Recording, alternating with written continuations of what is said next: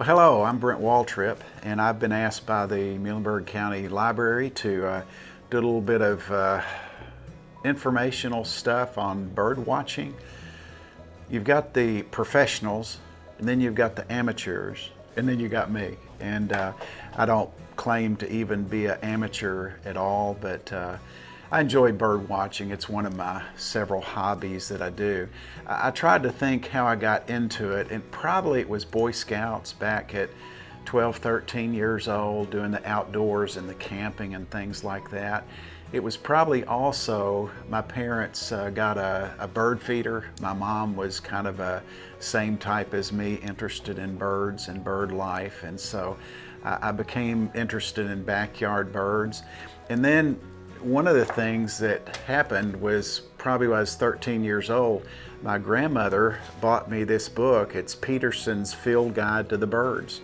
And this is probably a 1948 copyright, reprinted many times, but I probably got it when I was 13 years old for my birthday or something like that.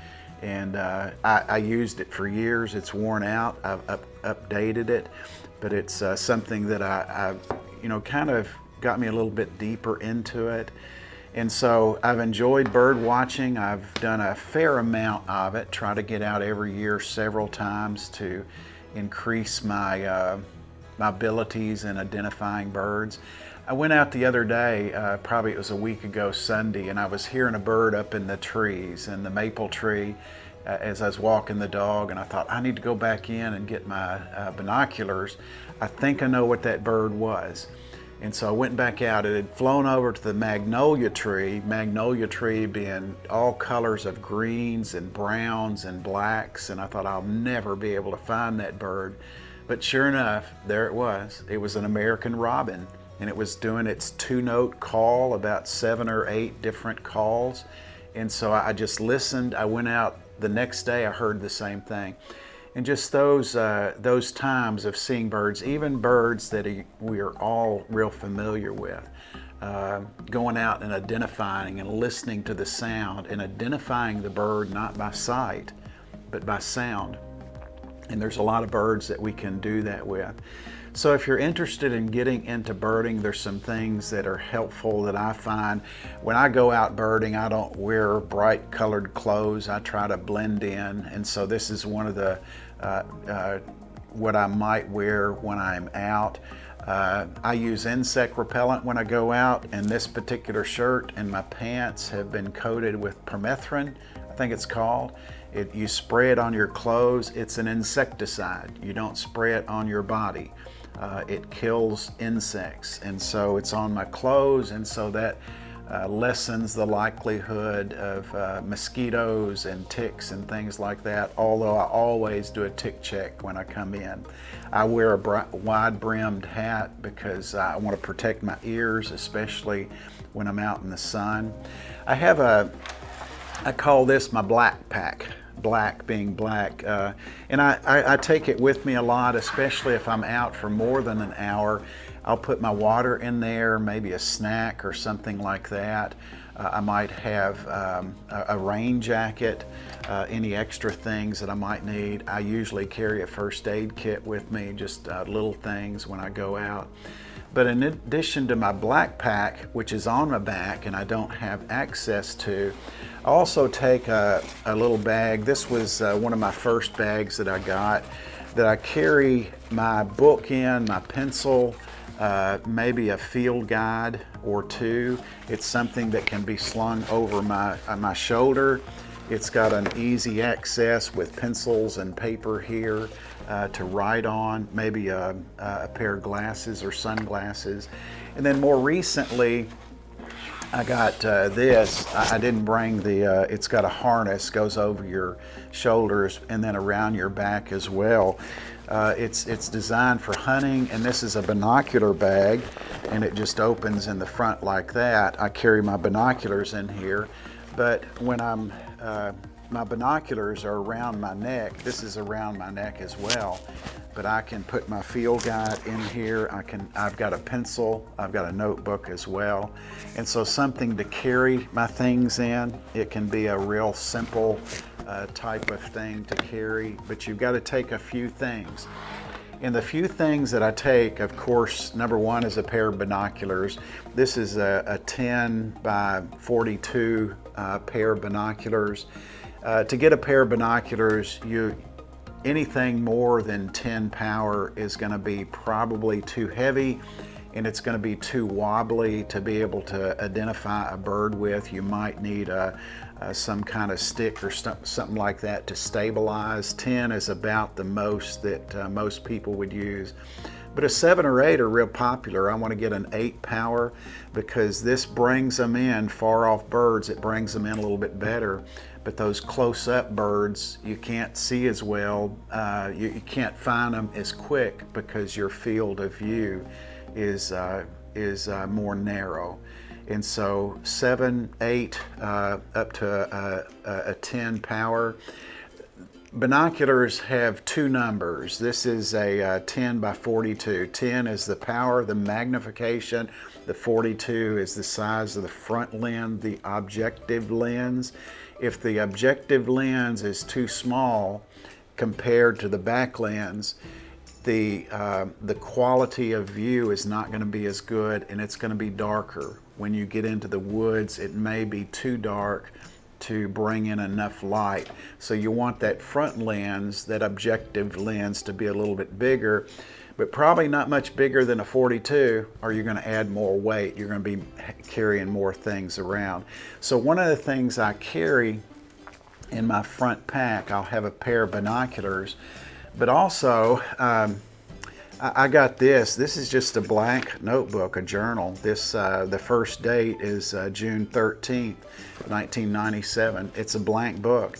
And what I do is I carry this along with the pencil, and I write down. When I see a bird, I write down identifying characteristics, traits, things that I see. I try just to look as much. I don't pull out my guide yet because I want to just observe. And so things that I look for, what does the eye look like? What color is the eye? Does it have a ring around the eye? Is the ring just a partial ring? Is there a stripe, maybe a white stripe or a black stripe going through the eye? Is there an eyebrow, a stripe above the eye? What does the top look like? Are there any stripes? What colors are they? Do they have wing bars? What about the tail? Is the tail a notched tail, or does it not have a notch in it? What color are the legs? Those are all things that what I do when I go out, I just try to make notes and to write down different things that I see. And so here on June 24th, 1997, I wrote down, we had, our family had taken a trip to Canada. It was me and Sandy and my 2 kids and my mom and dad. And I wrote down, I saw a white pelican, a yellow blackbird, a ruddy duck, a cliff swallow, an eastern kingbirds. And then I wrote a little note about the cliff swallows. I have never experienced what I experienced this day. The colony was about 200 strong under a bridge in North Dakota. Every one of them came out and flew circles around us, chattering until we left. And so that was something that I read back the other day, and I thought, I got the image. I remember that bridge. I remember where we were. I remember what we did. I wrote here this is on April 28th, 2000. I was out on the rails to trails. It was sunny, 70 degrees, a light breeze. And I wrote down this one bird had a dark eye stripe. It had a light eyebrow. It was scolding. It had a scolding call, a chit. And then it had a variable song to it. I wrote it was fluttering, a falling type of flight. And it was yellow. It was bright yellow. And so I didn't know what it was, but I wrote down those identifying characteristics of it. And then I got my field guide out and I wrote down yellow-breasted chat. I underlined that. And so another day, I was out at the cabin out in southwestern Muhlenberg County, and just sitting on the porch. I was hearing a wood thrush, a common yellowthroat, an indigo bunting, a chipping sparrow, a rufous-sided towhee, an Acadian flycatcher, a yellow warbler. Now that was during several hours of sitting, several different times sitting on the porch. And then I just noted also I saw a cardinal, an eastern kingbird, a black-capped chickadee, tufted titmice, pileated woodpecker, a red-tailed hawk, an eastern phoebe. I saw 20 different birds in that one location, not a half mile from that one location. It was interesting that there was one day that I was out on the rails to trails. Well, one day I was out at the cabin. Luke, that one sound. I was hearing a sound in the woods. This little area was a little wooded, 1 acre wooded area. It had a pond and wetlands there. And I was hearing this sound over on the other side, and it was kind of coming around the edge. And so I was listening to it, and I thought it was coming my way, so I got kind of behind a tree. I got my binoculars out, I had my pencil, I was ready to see it, and this was the sound that I was hearing over and over again.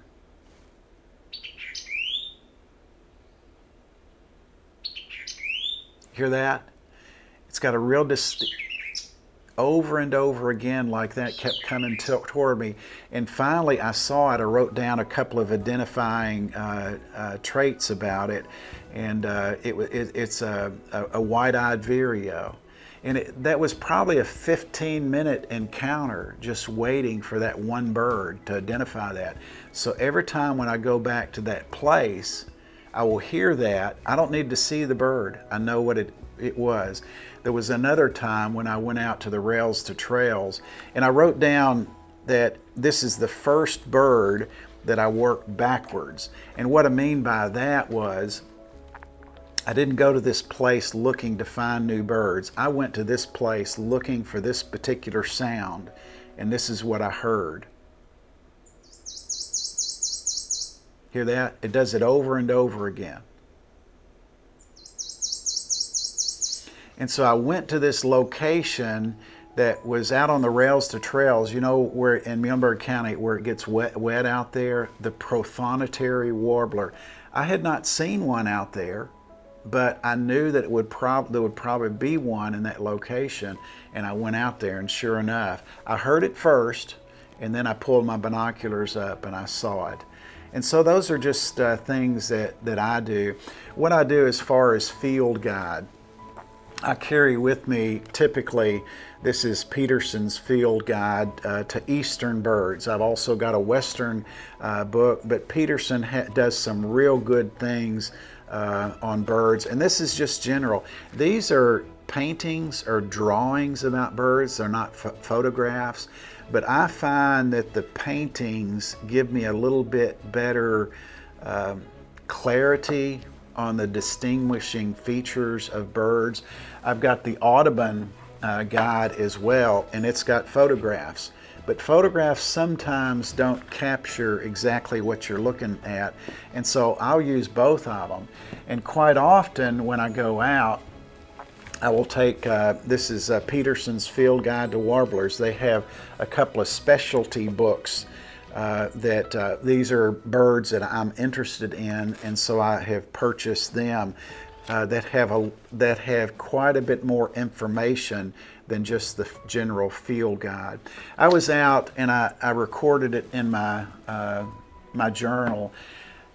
I was hiking the Appalachian Trail back in the 1st of March, and I was near Bland, Virginia.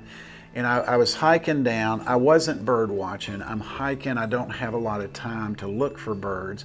But I looked up in the sky and I saw this soaring bird. I'm immediately thinking it's some kind of vulture, but I noticed the tail. The tail had a white piece on it. It's kind of like at the base of the tail underneath was white, and then the outside of the tail was black, a distinguishing feature. Vultures aren't like that. A bald eagle, their whole tail is white. And so I didn't see it real long, maybe just for a minute or two. And then I noticed the bill or something. It was a light colored. And so I got out probably my app, and I started looking through the birds that would be soaring type of birds, and I saw common blackhawk. But then when I looked for the location of common blackhawk, is out in Arizona. It's a southwestern bird. And I thought, goodness, is this one that's called accidental? It's out of its territory. I thought for sure that's what I'd seen, because I'd seen that two-zone tail. But then as I looked more, one of my field guides didn't have it. It didn't help me at all. But then when I looked at another field guide, it shows that the immature golden eagle has that two-zone tail with a lighter base, and then the outside is darker, and its bill is a lighter color. And so that's what I wrote down. I've got every birder needs some kind of life list, and years ago this one came out, a bird lover's life list and journal, and basically it has all the birds, and it's got the date, the location. And so whenever I identify a new bird for the first time, or maybe one that I haven't seen very often for the second time, I'll write that down and I record in my life list. This is my life list of all the birds that I've seen. And so that's kind of just what I do. In addition to the books that I have, I also have a couple of CDs. This is Peterson's Field Guide, Bird Songs to Eastern and Central Birds. And this is a new one that I got, Bird Song Ear Training Guide. What this one does is this gives the birds in categories, then it gives their most common sounds, their songs. What this one does, this does the song first, then it tells you what the bird is. I thought, well, that's interesting. That way I can familiarize myself with the sound, and then go back and maybe do a shuffle or a mix of those songs, and I hear the sound before, and so I'm trying to identify birds by sound. Now, I'm not an auditory learner by any means, and so this is a hard way to go, but it has helped me to identify some characteristics of bird sounds. The library, the Muhlenberg County Library, has several different books that a person could check out. Not surprising, they also have Peterson's Field Guide as well as Audubon's Field Guide to North American Birds. This one is Eastern birds. This is all birds of North America. And so this one is going to give you a little bit more information about the birds. I like the colors, but sometimes photographs are good as well. The library also has a couple of books that are specific to Kentucky, Compact Guide to Kentucky Birds, or Birds of Kentucky. Those are good because those are typically only birds that are in Kentucky. They also have Kentucky Birds. This is a hardback. I've got this.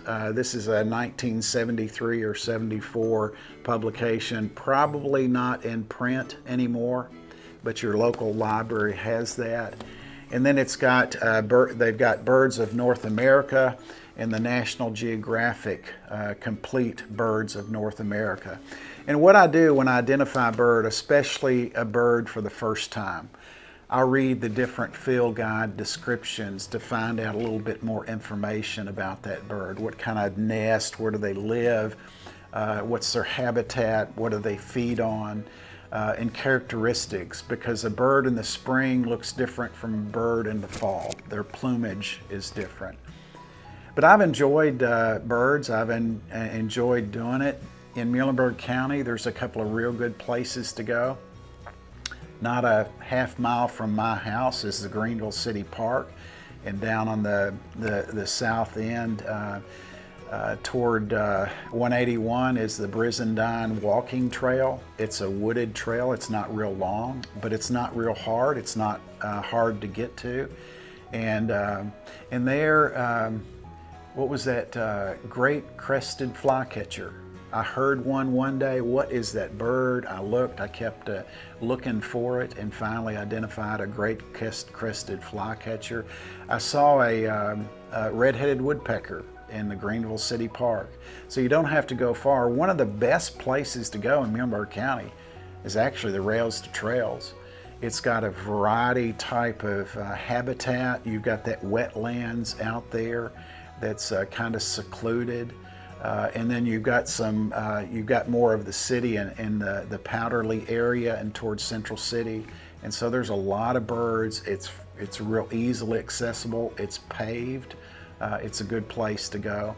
And of course also Lake Malone. We get a lot of shorebirds and different things. They've got the Laurel Trail down there. I haven't been on the extended trail. They've extended it several years ago, and so it's a lot longer than what that loop used to be. But you don't have to go real far in Muhlenberg County to do some bird watching. But I encourage you, it's a fun hobby to do, just to be able to go out just a few times a year to look for birds and to be in nature. I've been blessed by doing it. So I hope this is helpful.